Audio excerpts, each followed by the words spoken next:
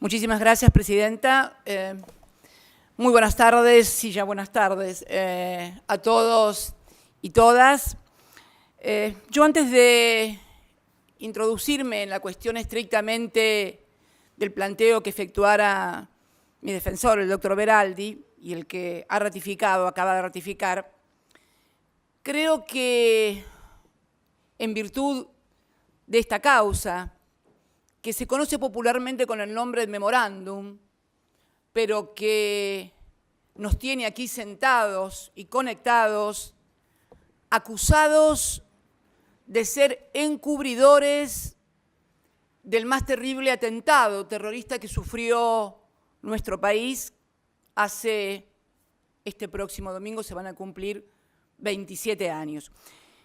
¿Cuál es la idea entonces? La primera, demostrar a partir no ya de los planteos jurídicos que vamos a hacer posteriormente, sino de la más simple lógica del disparate judicial, institucional y político que es esta acusación a quienes estamos hoy sentados o conectados aquí. Mire, Presidenta, señores, no sé cómo decirlo, estoy acostumbrada a hablar entre legisladores, nunca entre acusados y conectados, pero el atentado a la AMIA ocurrió hace 27 años este domingo que viene. Sería bueno preguntarnos dónde estábamos cada uno de los que hoy estamos acusados de querer encubrir lo que sucedía desgraciada y lamentablemente hace 27 años. ¿Por qué digo esto? Porque es interesante este primer ejercicio de sentido común, de lógica, acerca de dónde estaban, qué responsabilidades institucionales tenían quienes hoy estamos acusados de querer encubrir aquel atentado. Y permítame, señora Presidenta, leer algunas de las cosas que, para no olvidarme de ninguno de los acusados o encartados, seguramente, pero, por ejemplo, Andrés Larroque, que es el que va a hablar después de mi intervención, cuando sucedió el atentado de la AMIA tenía 15 años. 17 años, 15 años tenía Mena, ¿ve? Por eso es bueno tener anotaciones.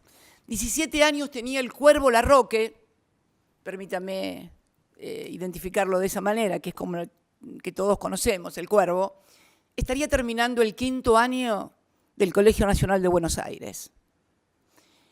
Juan Martín Mena, más chico, el actual secretario de Justicia, tenía 15 años, con lo cual debería estar cursando, calculo yo, 3er año de algún colegio de Mar del Plata, esa ciudad donde es oriundo. Parrilli, Oscar Parrilli, no sé, ahí por ahí tenía pelo, hasta tenía pelo hace 27 años, qué sé yo. Pero hace 27 años Parrilli había abierto nuevamente su estudio de abogado en Neuquén, había perdido la interna del Partido Justicialista, con lo cual estaba bastante alejado de la actividad política de nuestro espacio político y se había acercado más inclusive al Frepaso. Creo que andaba con Octavio Bordón por aquella época. Zanini, Carlito Zanini, era, creo, ministro de Gobierno, si mal no recuerdo, de Néstor Kirchner, que atravesaba en ese momento su primera gobernación de Néstor Kirchner, 91-95. Carlos creo que era el ministro de Gobierno. Angelina Bona, no sé por dónde andaría, pero me parece que en ese momento creo que era empleada de la empresa provincial de servicios públicos en Río Gallegos. Al Chango Suaín le comenté esto y me dice, no, yo recién entraba a la Cancillería como secretario de tercera. Timerman, no lo tengo presente para preguntarle dónde estaba, pero encontré una vieja nota del diario Clarín del 26 de septiembre del 98. El título era Medios, Román Lechman, 3 puntos, que era una revista de aquella época, tiene nuevo director. Brevemente le leo un trocito de la nota. La revista 3 puntos estrena cambios. Su director, hasta el día de ayer, Héctor Timerman, decidió retirarse y nombrar al frente al periodista Román Lehmann, que desde hace 2 meses se desempeñaba como su asesor. Timerman, sin embargo, seguirá presidiendo la sociedad anónima que publica la revista, porque sigue diciendo que se quería dedicar a la radio y continuará publicando las cartas de su padre, Jacobo Timerman. Yo ni lo conocía, la única mención que podía hacerme alguien de Timerman allá por el 94, cuando estalló la AMIA, era la de su padre. Yo había conocido a su padre y no lo había tampoco conocido personalmente, sino simplemente como director de aquel memorable diario que fue La Opinión, que marcó toda una época en el periodismo argentino. ¿Y dónde estaba yo? Yo estaba sentada en una banca en la provincia de Santa Cruz, era legisladora provincial.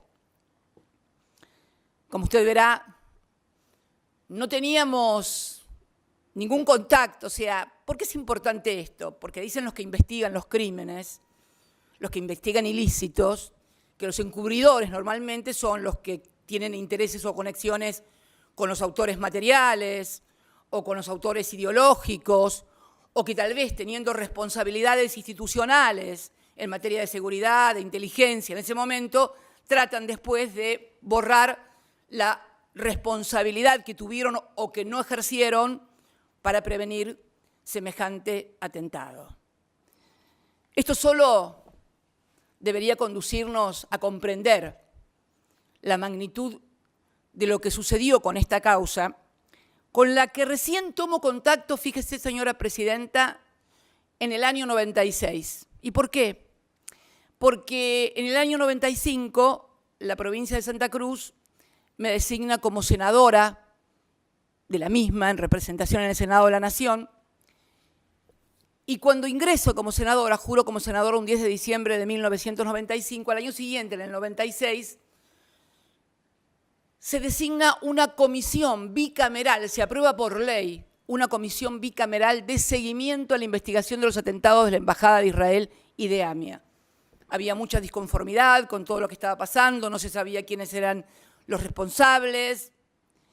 Y es así como tomo contacto por primera vez siendo miembro de esa comisión bicameral. Esa comisión bicameral funcionó hasta el año 2001 aproximadamente. Estaba integrada por muchos diputados y senadores, pero realmente los que trabajamos durante todos esos años fuimos muy poquitos, éramos 5, si mal no recuerdo. Quien era su presidente, el gringo Soria, que es el papá del actual ministro de Justicia, de Martín. Juan Pablo Cafiero, Juanpi Cafiero, que es el papá del actual jefe de gabinete, pero que en ese momento estaba en el FREPASO, se había ido del peronismo Juan Pablo, y era legislador por el FREPASO. Marcelo Stubrin por la UCR y Melchor Cruchaga también por la UCR, que ya falleció, un gran dirigente, un gran ser humano, Melchor Cruchaga. Bueno, conformamos esa comisión que tenía contacto permanente con el entonces juez de la causa, Juan José Galeano, hemos ido a los organismos de inteligencia. Al cabo de un tiempo, la investigación comienza o a complicarse o a no avanzar o a tener diferencias y se comienzan a publicar informes. El último informe se publica en el año 2001. Yo ya tenía una posición sumamente crítica respecto del curso de la investigación que desarrollaba el entonces juez federal Juan José Galeano. Muy crítica, lo que me valió enfrentamientos en el seno de la comisión, porque yo veía que no íbamos a ninguna parte, y sobre todo porque me daba cuenta que la AMIA se había convertido en un teatro de operaciones de la política interna y de la política internacional. Y produje un informe, el último informe de la comisión, creo que es la del 2001, produjo un informe en disidencia, manifestando todo lo que yo pensaba acerca de esa investigación que no iba a conducir a conocer la verdad, que era lo que los familiares, yo hablaba mucho con los familiares en la comisión de la AMIA, tuve muchas reuniones con Diana Malamud, con Laura Ginsberg, que en ese momento eran parte de Memoria Activa, luego, bueno, surgieron diferentes organizaciones en el seno de los familiares, y realmente en el año 2001 fue el último informe que produjimos en el cual me manifesté que yo decía que estaba haciendo algo como para encubrir la verdad, como para no conocer la verdad, tener un juicio, armar un juicio, si mal no recuerdo, dije y firmé, armar un juicio y no conocer la verdad, que es lo que todos seguimos queriendo saber, la verdad sobre el tema de la AMIA. Bien, esta no es la primera vez tampoco que estoy en un tribunal oral, porque por el tema de la AMIA. Me tocó declarar como testigo en el tribunal número 3 en el año 2003, diciembre del 2003, hacía pocos meses que Néstor había asumido como presidente de la Nación y yo era senadora, y fui a declarar como testigo precisamente, fuimos todos a declarar, todos los miembros de aquella comisión, el doctor Cafiero, el doctor Soria, Cruchaga, Stubrin, fuimos todos a declarar a esa comisión, a este tribunal oral, como testigos. Es notable, ¿eh? Y no tampoco fue la primera vez, y la segunda vez creo que fue luego del 2015, ya era fiscal la doctora Sabrina Namer, y ahora estoy como encubridora de aquel atentado al que fui a 2 juicios orales a declarar como testigo. Esto revela un poco el disparate, el dislate que significan todas estas actuaciones. En aquel tribunal oral número 3 que finalmente declara nulo todo lo actuado y comienza el enjuiciamiento contra el juez Galliano por encubrimiento, en aquella oportunidad, en una audiencia, dije que la causa de la AMIA lamentablemente se había convertido en un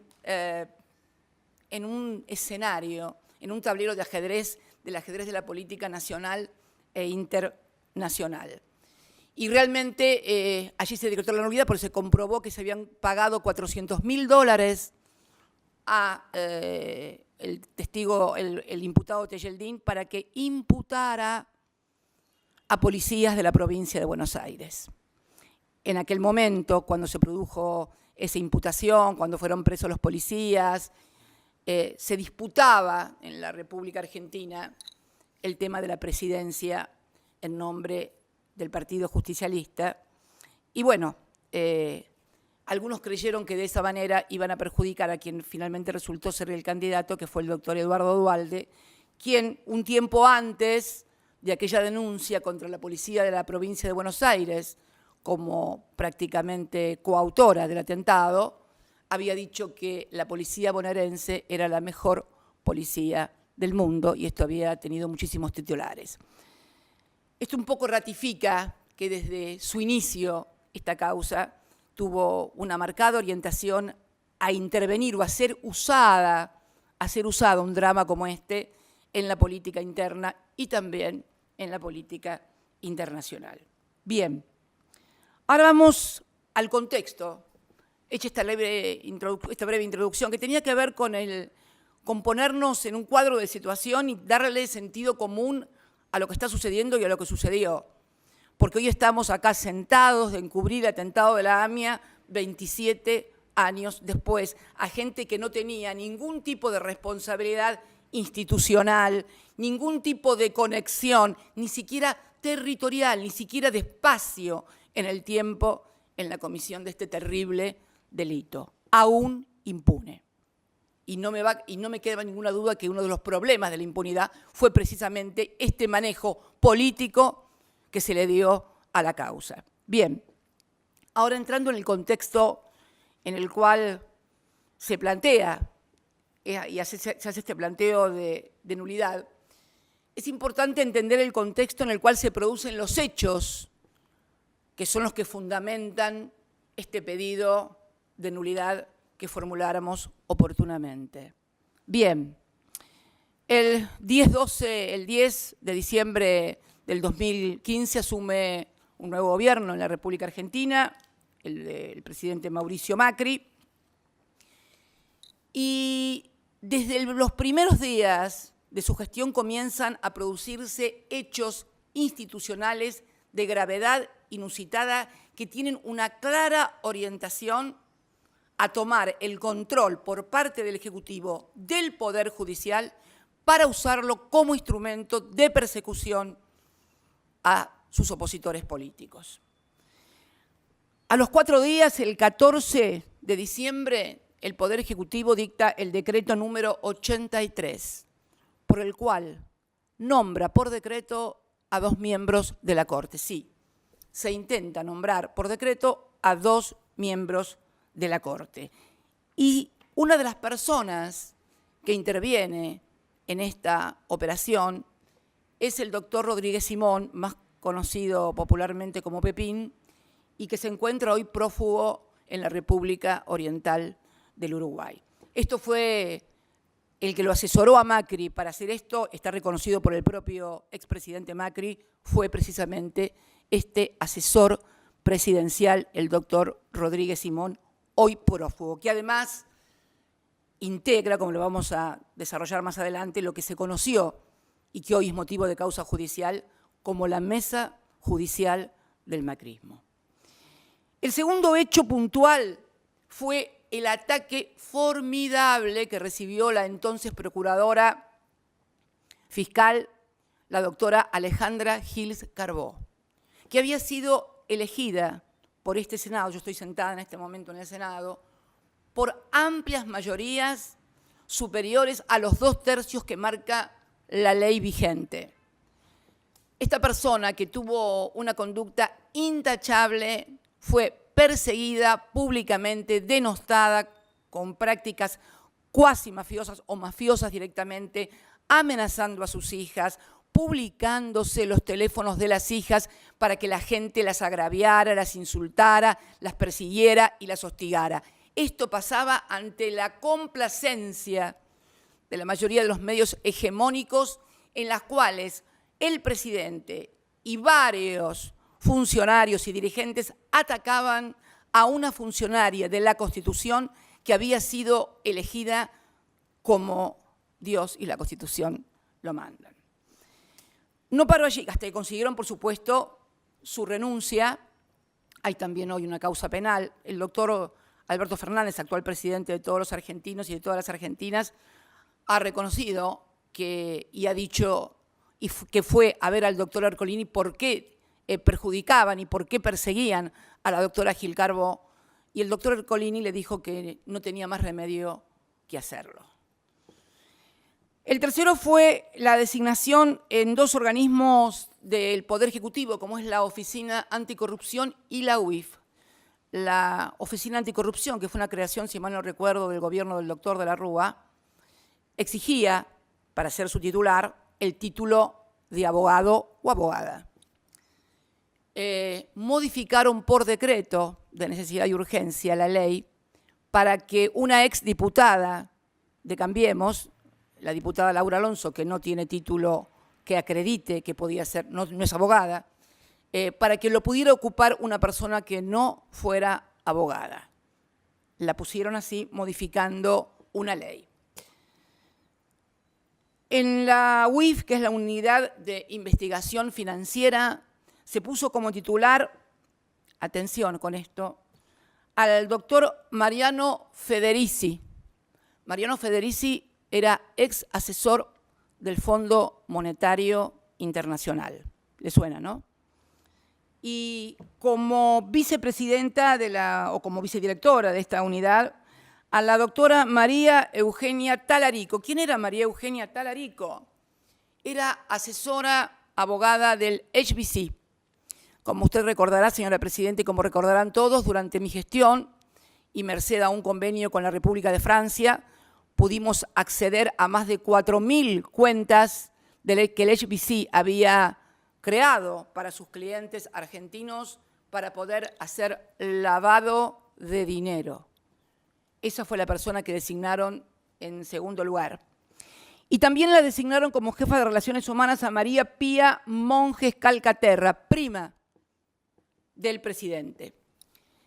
Estas 2 instituciones, la Oficina Anticorrupción y la Unidad de Investigación Financiera, inmediatamente se convirtieron en querellantes de todas las causas en las cuales había un acusado acá para actuar, no para averiguar la verdad, sino para perseguir una forma totalmente anómala e impropia, de la que se ha dado cuenta en numerosos expedientes. También en la FIP se dispuso un un conjunto de personas para poder investigar y perseguir. Hay expediente judicial que también tramita en Comodoro Pi por denuncia efectuada por la actual administradora, por la actual directora de la FIP, la licenciada Mercedes Marcó del Pont. Se descubrió que había células organizadas como tal adentro de la FIP que para perseguir exactamente a mi familia. Concretamente, se pudo comprobar que en los sitios que teníamos como contribuyentes, mis hijos y yo, registran el nivel de ingresos más altos, más de 30.000 ingresos, y además se pudieron comprobar todas las maniobras fraudulentas de persecución que se hicieron para perjudicarnos. En el BCRA también, a cargo de Sturzenegger, en una reunión del Banco Central, del directorio del Banco Central, se puso una foto de mi hija y se le preguntó a los que estaban en esa reunión, entre los cuales estaba uno de los directores, que finalmente lo denuncia, qué ideas tenían para esa persona. Esa persona era mi hija y entonces se pedían ideas para acusar y para perseguir. UIF, Oficina Anticorrupción, miembros de la Corte, magistrados de la Corte nombrados por decreto, AFI. Nosotros habíamos hecho una profunda reforma en la AFI en la cual habíamos eliminado los gastos reservados. Allí nombran a un amigo del alma del anterior presidente, a Rivas y Magdalani, y ahí comienza también la persecución de la cual hoy hay varias causas en distintos juzgados, en Lomas de Zamora y acá en Comodoro Pi, acerca de espionajes, no solamente a los opositores, no solamente a mí en el Instituto Patria o en mi casa, sino también a algunos funcionarios y aliados y amigos del propio expresidente. También en ese marco surge una nueva doctrina en el ámbito del Poder Judicial, que es la doctrina Irurzun, la doctrina del poder residual. Ya la prisión preventiva no es para aquellos que tienen posibilidades de escaparse, hay temor fehaciente y genuino de que esa persona rehúya el accionar de la justicia y se escape o pueda. No, se genera una doctrina del poder residual. Todo aquel que fue funcionario del anterior gobierno, obviamente, tiene un poder residual que lo convierte en alguien peligroso que puede incomodar una investigación. Por lo tanto, hay que investigarlo, pero preso. Hay que investigarlo, pero preso. Esto de la presunción de inocencia salta por los aires, vuela, estalla en 1000 pedazos en la República Argentina a partir de la instalación de la doctrina Irurzun. En el Consejo de la Magistratura también hay movimientos en este sentido. Se apropian de una silla del Consejo de la Magistratura que correspondía a la oposición y la ocupa el diputado Tonelli en nombre del oficialismo cuando le correspondía a la oposición. En aquella famosa sesión en la cual se produce esto, inclusive el presidente felicita al entonces representante del Poder Ejecutivo, Juan Bautista Maíquez, hoy fiscal general acá en Cava, en la Ciudad de Buenos Aires, en el gobierno de la Ciudad de Buenos Aires, lo felicita por la maniobra de poder haber desplazado del lugar que le correspondía a la oposición y haberse apoderado de un sillón del Consejo de la Magistratura. También participan en los traslados de Bruglia y Bertuzzi, que ya creo que de tal no requiere mayores explicaciones. Hoy está haciéndose el concurso para que sean reemplazados ambos funcionarios. Se ponen a dedo jueces, violentando todas las garantías constitucionales del juez natural, jueces que luego convalidan todas y cada una de las tropelías que determinados jueces, no todos, determinados jueces hacen en la primera instancia de Comodoro Pi. Es más, en esta causa, antes de este tribunal, señora presidenta, que usted hoy preside, se intentó poner un tribunal oral a dedo, el número 9. Ya no solamente no teníamos jueces naturales en primera instancia, no teníamos jueces naturales en segunda instancia de apelación, sino que además en el tribunal oral tampoco íbamos a tener jueces naturales, íbamos a tener jueces ad hoc. Esto, afortunadamente, fue abortado por la Corte en una acordada que fue la acordada 418 frente a lo que iba a constituir, sin dudas, uno de los mayores escándalos judiciales de los que se tenga memoria, como lo es también hoy este. Y la otra cuestión fue la mesa judicial. Se naturalizó en la República Argentina que existía una mesa judicial. ¿Y por qué digo que se naturalizó? Porque uno lo veía, lo miraba en los noticieros, lo leía en blanco y negro en las páginas de los diarios, en los portales. Se reunió la mesa judicial y de allí salían las decisiones y las órdenes para el Poder Judicial. Esta mesa judicial que estaba integrada y que también hay hoy una causa penal de la cual forma parte el prófugo Rodríguez Simón, que está en Uruguay, Macri, su jefe de gabinete Marcos Peña, Arribas, el titular de la AFI, Garabano, su ministro de Justicia, Rodríguez Simón, Torello, que era el jefe de asesores, si mal no recuerdo, de Presidencia, y Crucelas, que era el secretario legal y técnico. Todos ellos eran los que decidían a quién había que meter preso, a quién había que armar una causa, a quién había que intimidar. Esto sucedió en la República Argentina y de esto dio cuenta además en un informe lapidario el doctor García Sayán, que es el relator especial de Naciones Unidas ante denuncias que se le efectuaron en ese ámbito.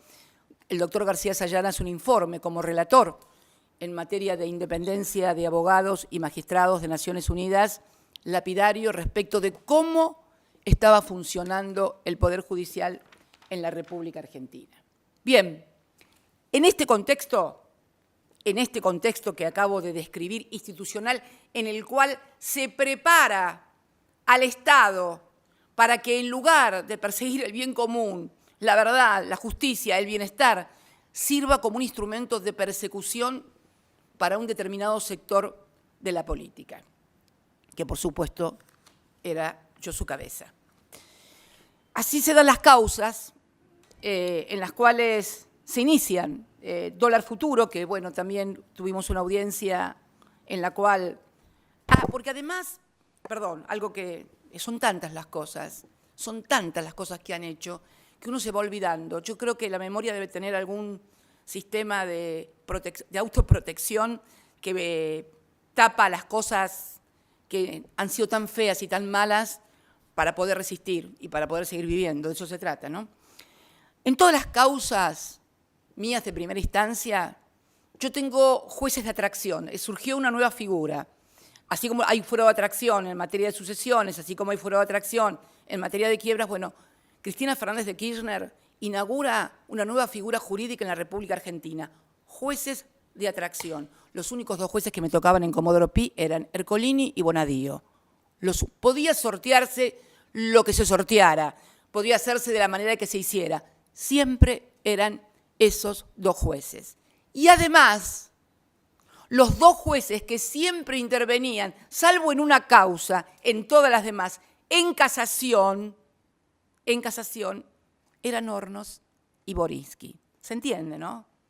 En primera instancia, Ercolini y Bonadío. Si se escapaba algo en algún tribunal oral o cualquier cosa, estaban en casación. Hornos y Borinsky esperándome, bueno, para darme lo que según ellos debería ser mi merecido, ¿no? Esto es lo que sucedió en la República Argentina en las causas en las cuales yo estoy acusada. Dólar futuro.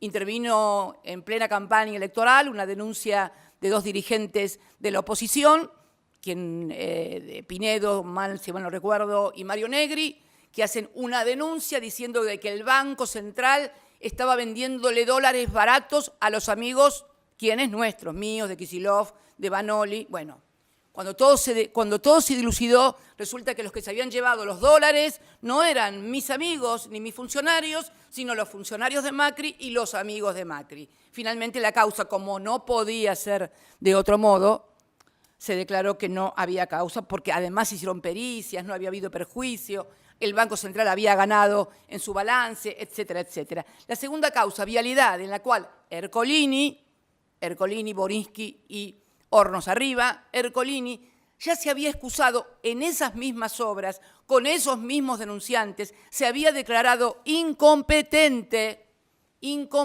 el año 2008, 2009, 2010, no recuerdo exactamente, y había remitido las causas a Santa Cruz, donde fueron juzgadas y donde hay cosa juzgada. Sin embargo, el juicio de vialidad sigue adelante. ¿Quiénes están arriba esperando? Borinsky y Hornos. Tercer juicio, Otesur, los sauces. Bueno, esto ya es, hacen causas mellizas. La exdiputada Stolbizer hace una denuncia en los sauces ante la manifiesta manipulación que el juez Bonadío, que sale sorteado Bonadío, hace de esa causa, se la sacan. ¿A dónde va? Acertó, Ercolini.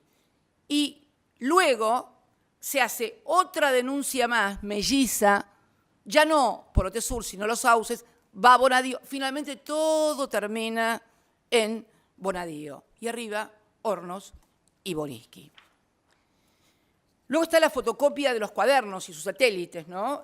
Bueno, eso es un verdadero compendio, eso va a ser el día de mañana un verdadero compendio de nulidades, ¿no? Porque esta causa se hizo en el marco de la ley del arrepentido, sancionada por el gobierno de Macri, en la cual se comprobó que a los que no se arrepentían y decían lo que Stornelli quería, iban presos. Si decías, Cristina es responsable de todo, quedabas en libertad. Lo más maravilloso es que el fiscal Stornelli, procesado porque se ha comprobado lo que ha hecho como fiscal, no porque un fiscal puede cometer un delito, pero no con motivo de su desempeño como fiscal. Puede, no sé, haber atropellado a alguien con un auto, haberse peleado con alguien. No. Todas las causas están vinculadas a su ejercicio en el Ministerio Público Fiscal. Sigue siendo fiscal en la República Argentina. Bien, bueno, allí fui con Bonadío también, 8 indagatorias en un día. El día del cumpleaños de Néstor, un 25 de febrero del 2019, si mal no recuerdo, o 18, no, 19. Me toma 8 indagatorias en un día. Bien, yo quiero hacer una mención especial a una causa en la cual se dio y se conoce como la ruta del dinero K, le sonará. Lo curioso es que en esta ruta del dinero K no hay absolutamente nadie involucrado de la familia Kirchner. Es más, cuando al juez de la causa, al doctor Casanelo, lo obligaron a tomarme indagatoria, lo obligó la Cámara, presidida por Irurzun, a tomarme indagatoria. El juez decía que no podía tomarme indagatoria porque no tenía ningún elemento para poder indagarme, para poder mínimamente imputarme. Lo obligaron a tomarme indagatoria. Obviamente me tomó indagatoria y dictó la falta de mérito. Es la única falta de mérito que tengo en una indagatoria. Pero aquí también, en la ruta del dinero acá, está Borinsky y Hornos. ¿Pero por qué menciono esta causa particularmente?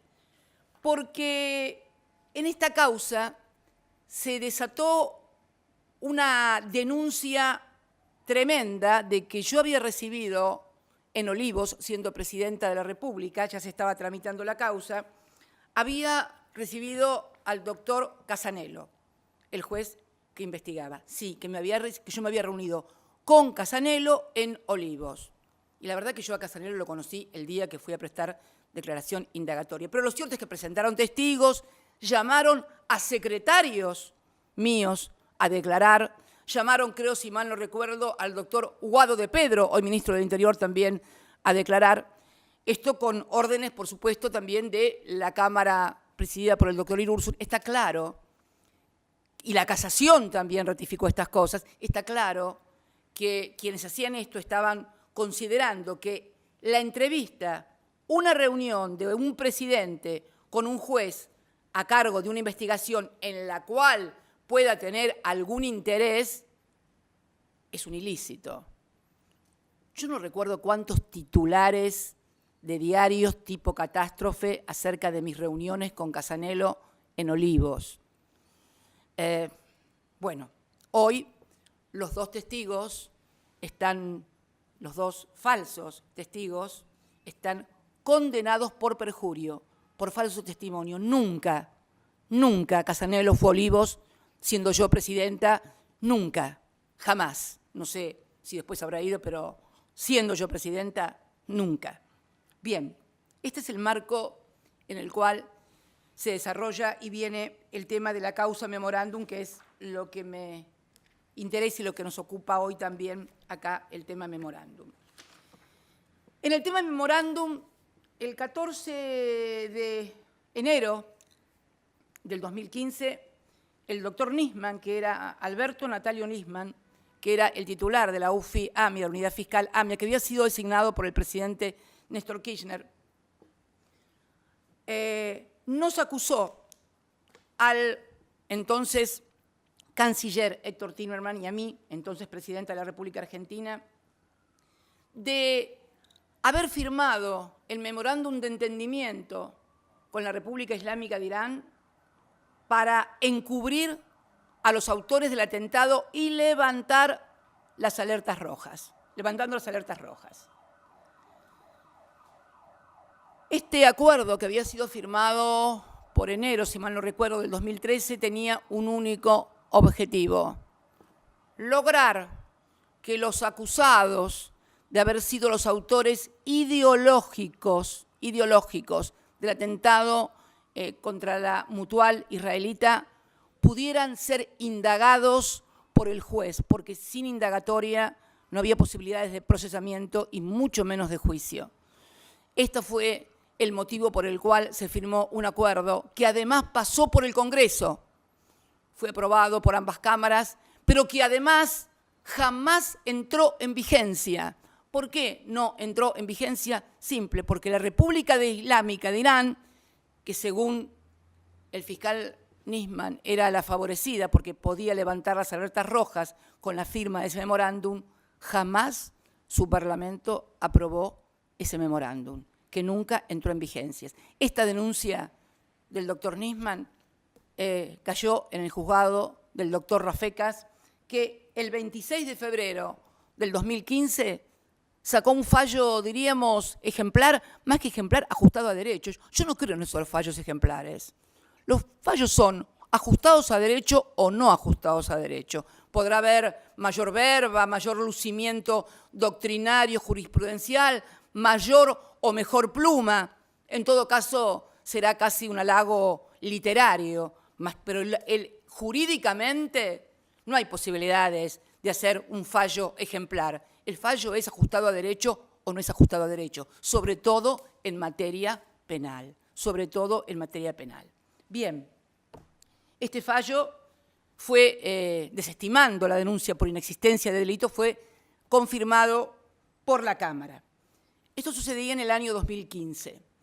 En el año 2016 ya estaba el nuevo gobierno y ya había dos denuncias sobre los mismos. Hicieron uno de los querellantes que intervienen en esta causa, hicieron una denuncia sobre los mismos hechos, exactamente los mismos hechos que ya se habían investigado en el juzgado del doctor Rafecas, que ya había sido confirmado el fallo por la Cámara de Apelaciones, los mismos hechos. Se abre lo que se denominan causas mellizas. Algunos creen que solamente hay autos mellizos cuando se roban. Bueno, no. En nuestro país hay causas judiciales mellizas. Cuando no te gusta el resultado, como salió de un juicio, y podés armar otro para ver si podés lograr lo que no lograste en el otro juicio. Esto es lo que está sucediendo y lo que sucedió concretamente en esta causa del memorándum. Paralelamente, intentan reabrir nuevamente la causa ya estamos hablando del año 2016, ¿no? Gobierno de Mauricio Macri, con todo este contexto que acabo de describir hace unos instantes. La toma, la cooptación de todo el Estado y del Poder Judicial para atacar. Bien, intentan reabrir la denuncia que estaba radicada en el juzgado del doctor Rafecas. El doctor Rafecas la desestima y allí hay una solicitada, creo que fue en el año 2017, una solicitada con un titular rimbombante. El juez Rafecas debe ser removido. El juez, repito, el juez Rafecas debe ser removido. La firman, entre otros, Etchevere, que era ministro de Agricultura, creo, el diputado Waldo Wolf y la entonces diputada Elisa Carrió. Sí, la misma que ahora impulsa a el doctor Rafecas como miembro para ocupar el cargo del Ministerio Público Fiscal. En el año 17 decía que debía ser restituido. Y no solamente dijeron que debía ser, pasaron de las palabras a los hechos. Se iniciaron causas en el Consejo de la Magistratura que, que duraron 2 años. Estas son las cosas cambiantes de la política en la Argentina.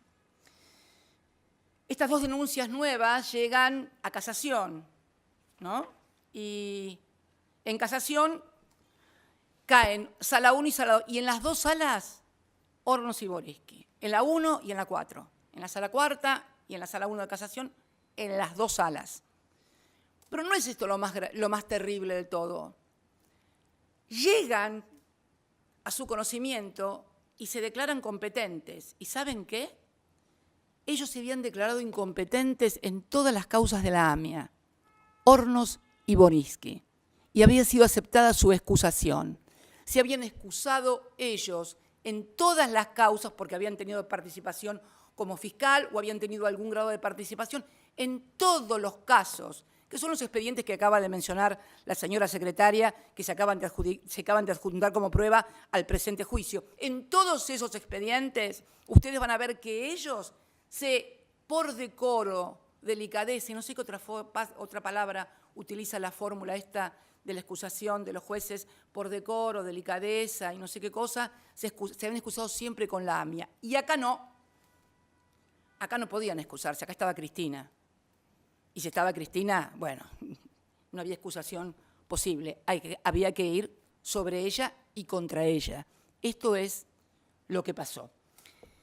Y en un escándalo sin precedentes, en las 2 denuncias que se habían hecho, en una rechazan la excepción, en el sentido que ya se había juzgado, y en el otro abren la causa de Rafecas. El 29 de noviembre del año 16, en un fallo absolutamente escandaloso, resucitan, creo que es bíblico casi, resucitaron una causa que estaba fenecida, que estaba acabada, la resucitaron.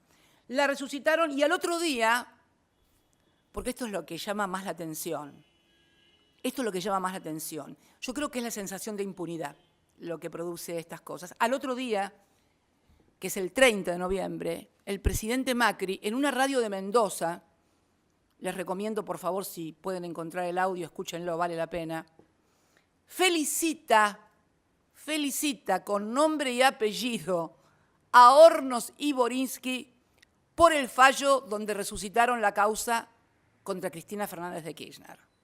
Y critica a otra camarista que había sido crítica con sus 2 colegas porque decía que no podían intervenir, que no tenían competencia. Así como se escucha.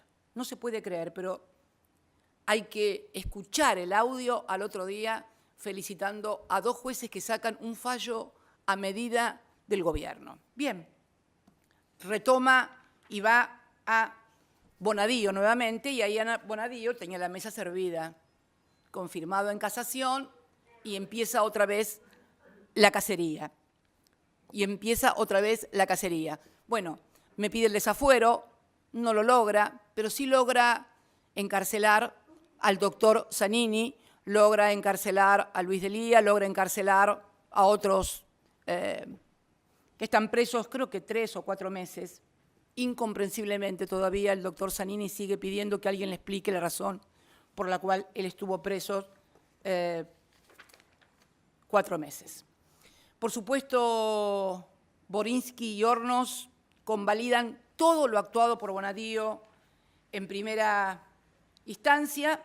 En ese interín se conforma el Tribunal 9 ad hoc a dedo para juzgarnos, sale la acordada de la Corte, la 4/18, y es este tribunal que hoy estamos declarando el que finalmente tiene la competencia. Borinsky y Hornos no podrían haber tomado nunca parte en las actuaciones anteriores. Es más,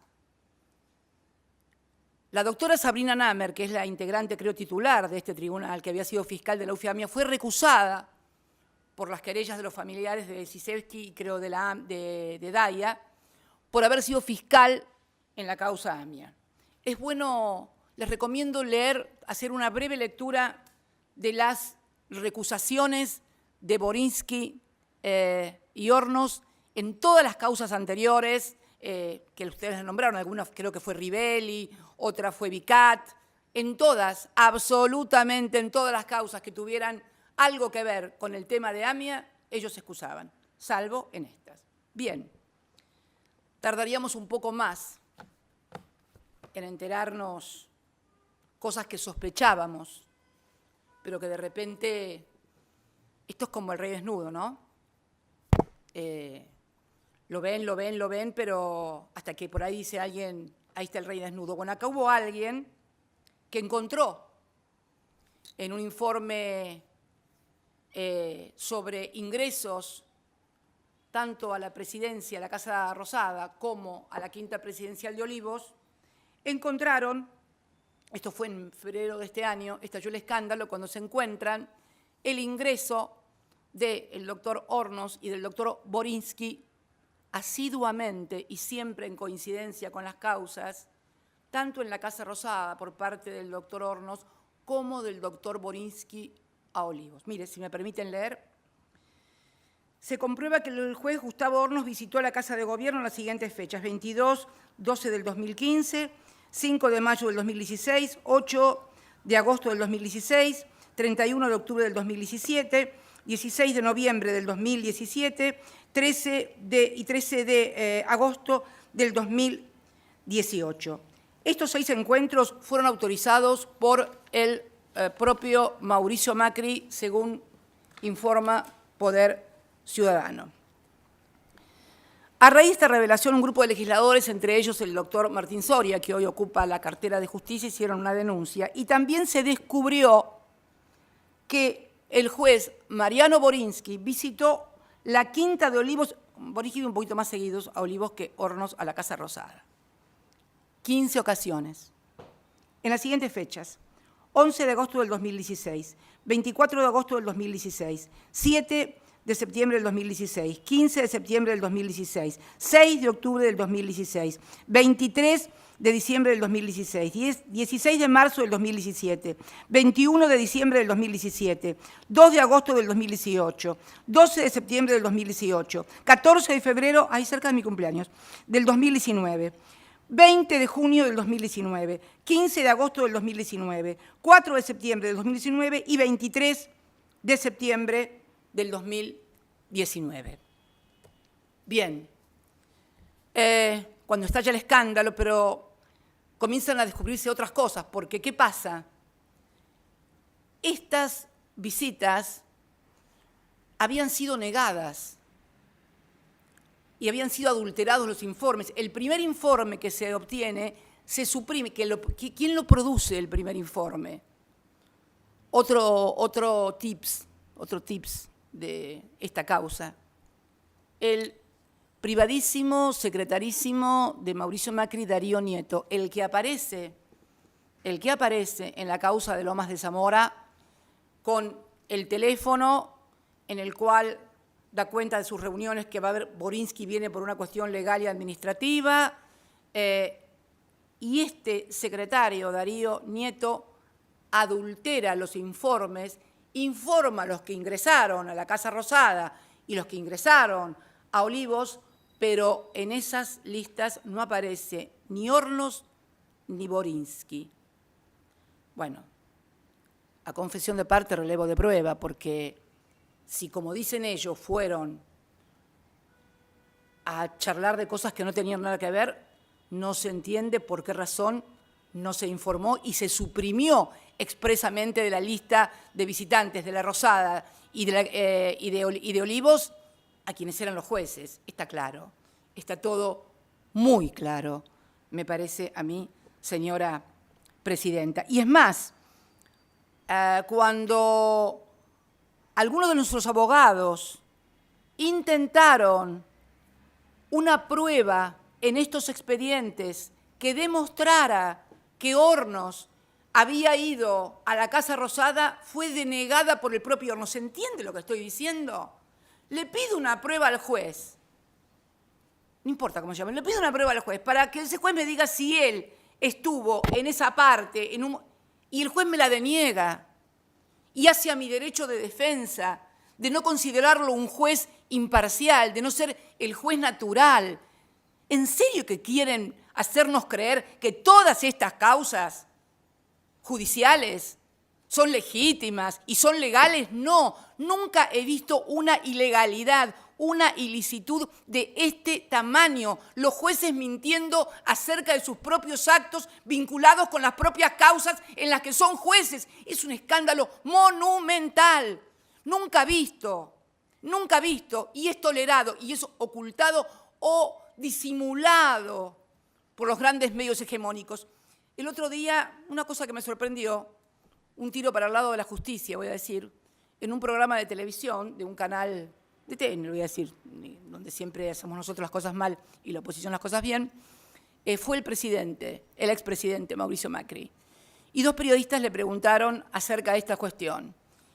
Y dice, bueno, no, pero Borinsky, no sé, pero ¿y usted qué diría si se entera que el juez de la quiebra del Correo va a jugar al tenis con Alberto Fernández? Bueno, creo que todos deben haber visto ese video que circuló en todas las redes y que marca la cara de esperpento, ¿no?, frente a lo que es una obviedad. Esto pasó en la República Argentina durante los 4 años del gobierno de Mauricio Macri y de Juntos por el Cambio. Si hacían estas cosas mientras hablaban de la independencia del Poder Judicial.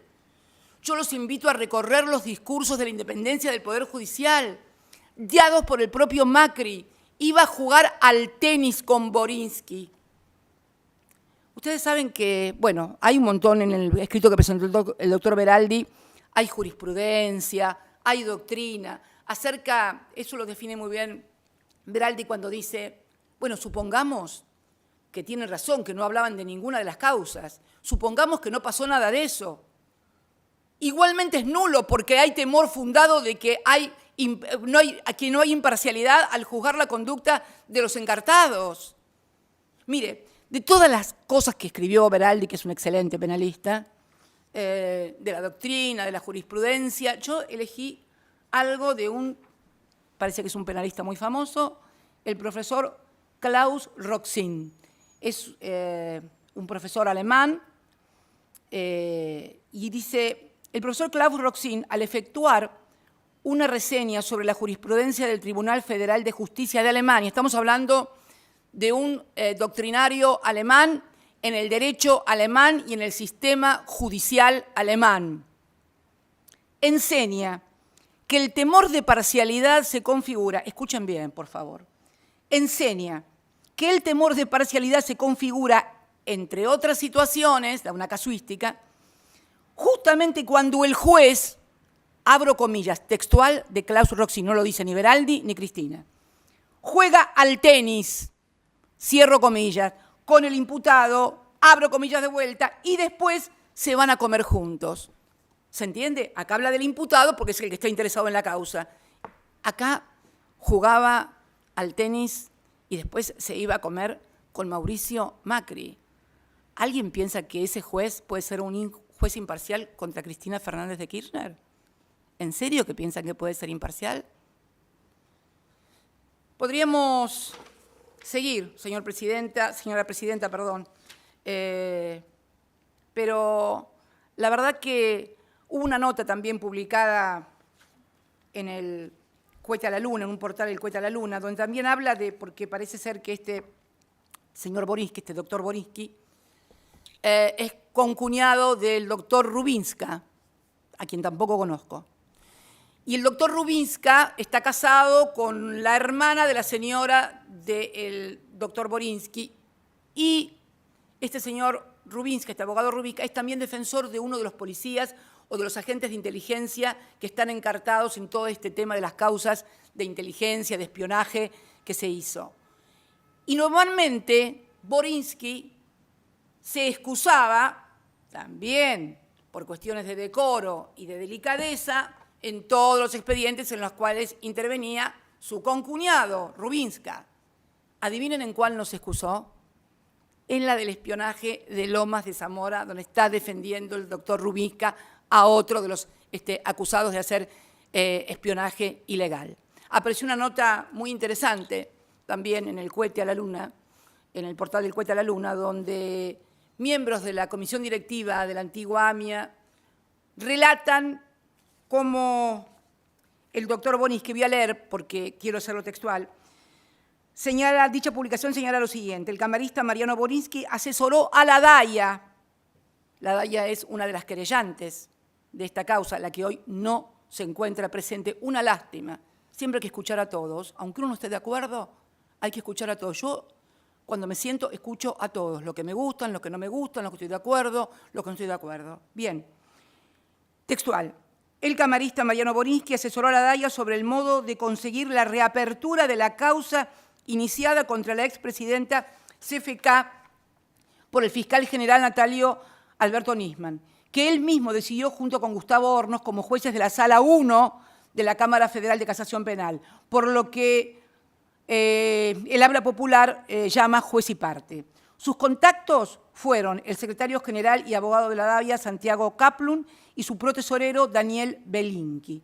Así lo narraron al Cohete varios miembros de la comisión directiva que actuó en el periodo 2015-2018. Además, Kaplun es socio de quién, de Rubinska, casado con, no importa, no tengo por qué decir el apellido de la señora, ni tampoco, no tienen absolutamente nada que ver, no tengo por qué nombrarlas.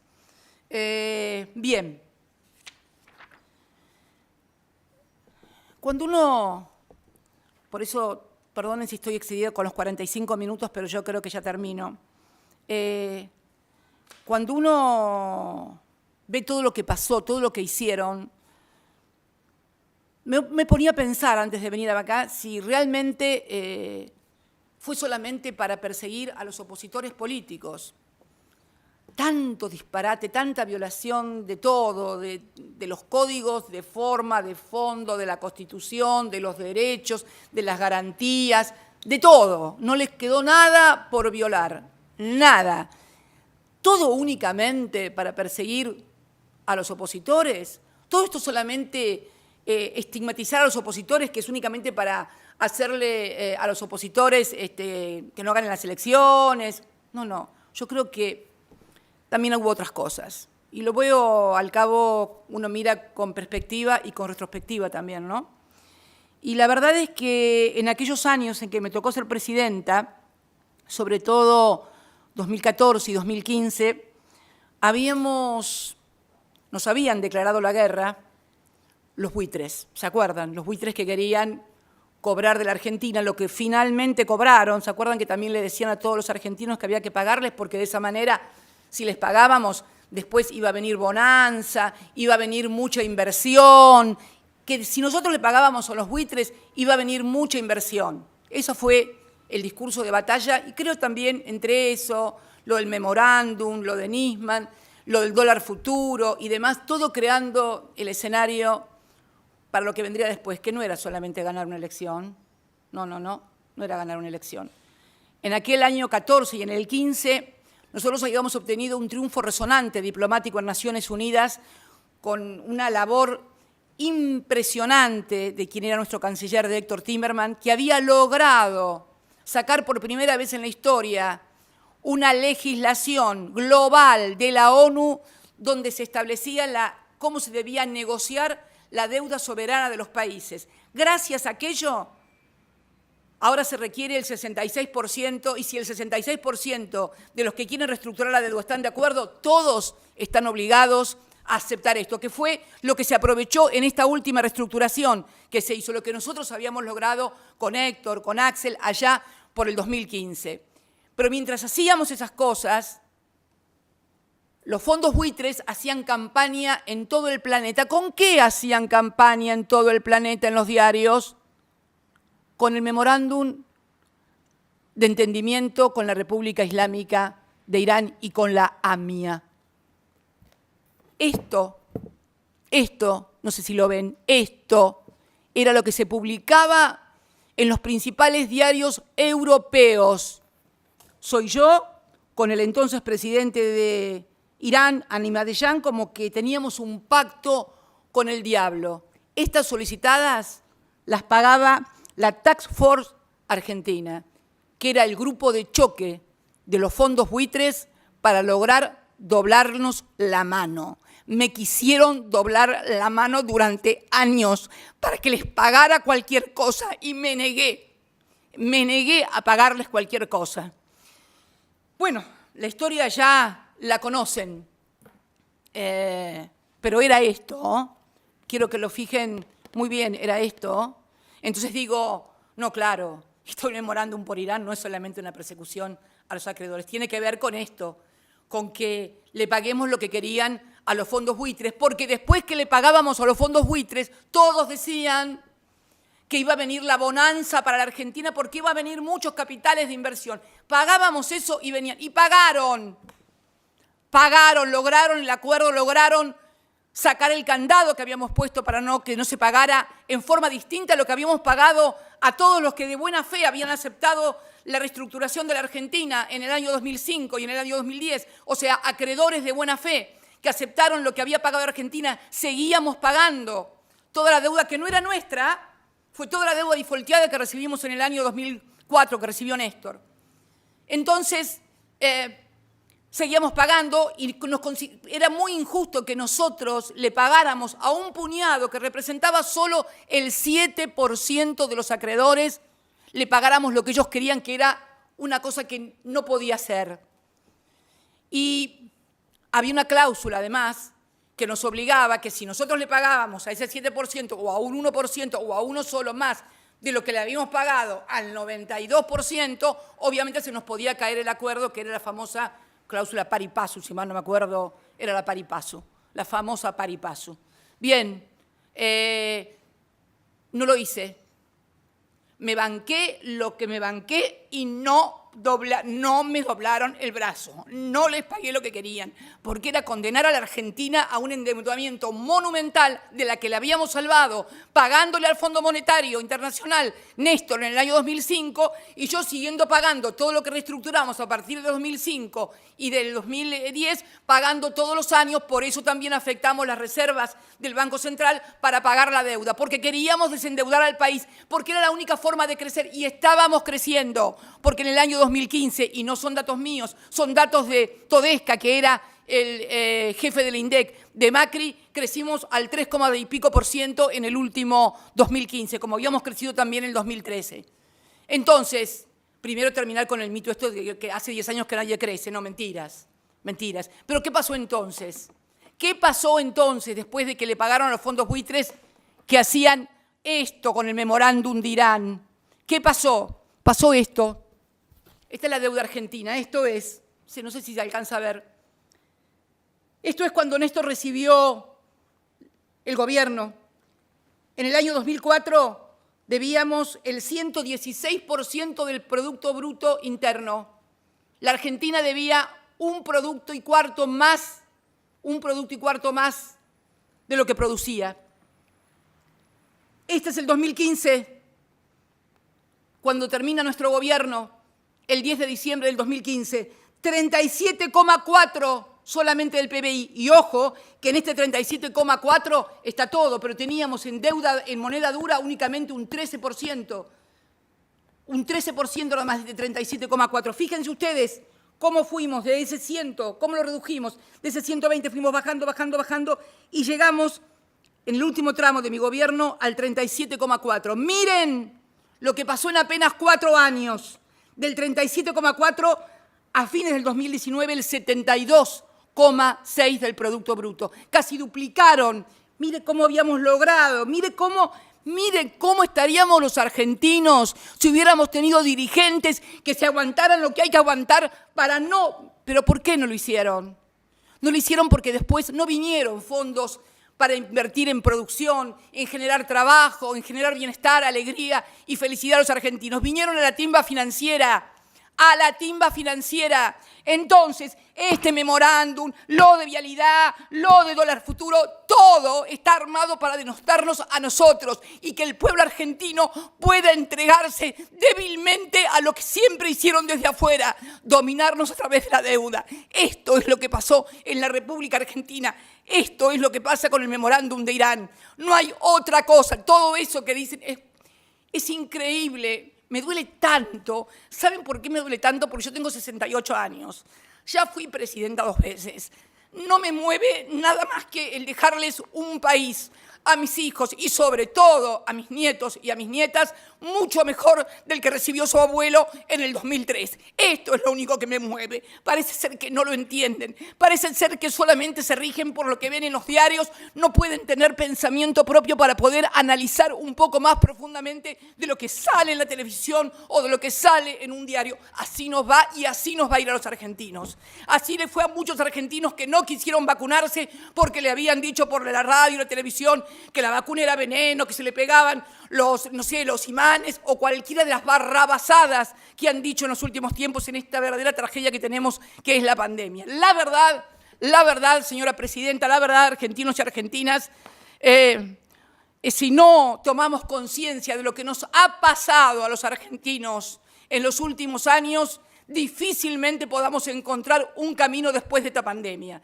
Y tenemos que encontrarlo, porque tenemos una responsabilidad, yo por lo menos me siento con la responsabilidad histórica de poder hacerlo. Así que discúlpeme, señora presidenta, y discúlpenme las otras personas que están así, pero es una cosa que siempre, en fin, me llega porque no puedo creer, todavía me cuesta creer que a 27 años de la tragedia de la AMIA estemos todavía discutiendo esto, que es el montaje de una mentira para poder ganar elecciones, para poder mantener entretenida a la gente y para poder echarle la culpa a los que mal o bien, con equivocaciones, con aciertos, podemos decir que cuando nos tocó gobernar la Argentina, la gobernamos para que la gente pudiera vivir mejor. Nada más, señora presidenta, muchas gracias.